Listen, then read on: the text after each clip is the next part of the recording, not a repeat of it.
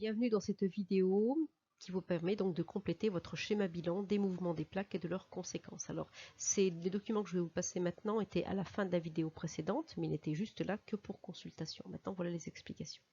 Cette carte est tout simplement une carte qui correspond à une coupe ici entre la plaque de Nazca, la fosse océanique, le continent sud-américain, la dorsale et enfin l'Afrique.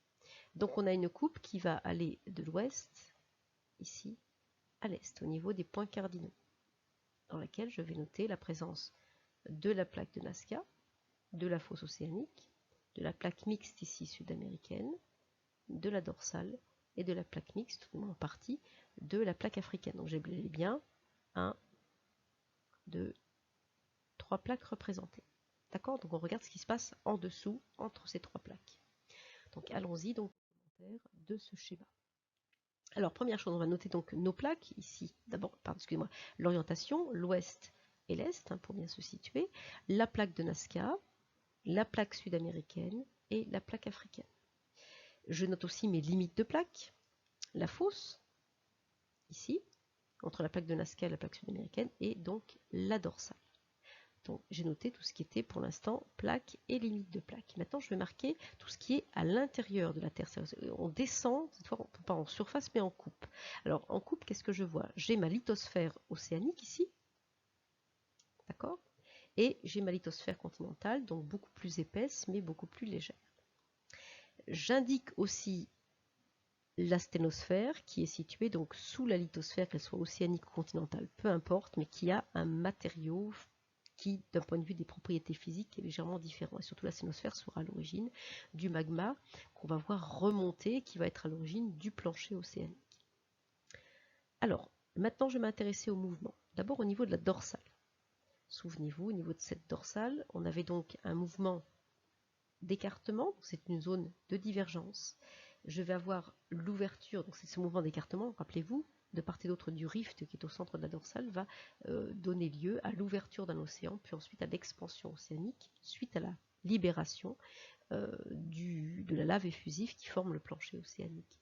De part et d'autre, évidemment, du rift, le rift étant la partie fracturée, fragmentée, qui est au centre de la dorsale.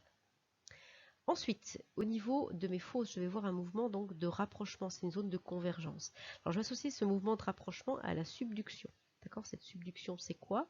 C'est lorsque cette lithosphère océanique va rentrer donc sous la lithosphère continentale, elle va glisser sous la lithosphère continentale parce que la densité est plus faible, plus forte et que l'épaisseur est beaucoup plus faible par rapport à ma lithosphère continentale. Donc la lithosphère océanique rentre en subduction et elle disparaît progressivement.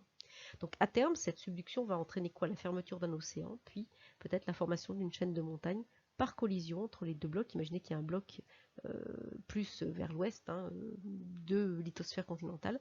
Et bien progressivement, je vais avoir une confrontation entre ça et l'Amérique du Sud, ce qui n'est pas le cas évidemment géographiquement ici pour la Terre.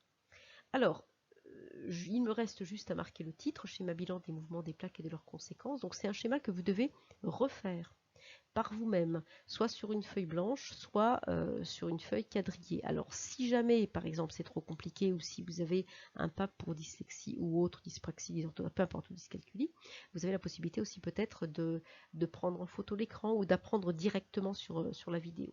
D'accord? N'oubliez pas de bien apprendre votre leçon régulièrement. Vous avez du travail à faire, regardez bien Pronote et n'hésitez pas, toujours comme d'habitude, à me laisser vos remarques ou vos questions dans une discussion Pronote, c'est beaucoup plus privé. D'ailleurs, les commentaires sont désactivés. Ce n'est pas peine d'essayer de m'écrire par ce biais-là. Je vous remercie en tout cas et n'hésitez pas donc à me dire s'il y a des choses que vous n'avez pas bien comprises. À bientôt.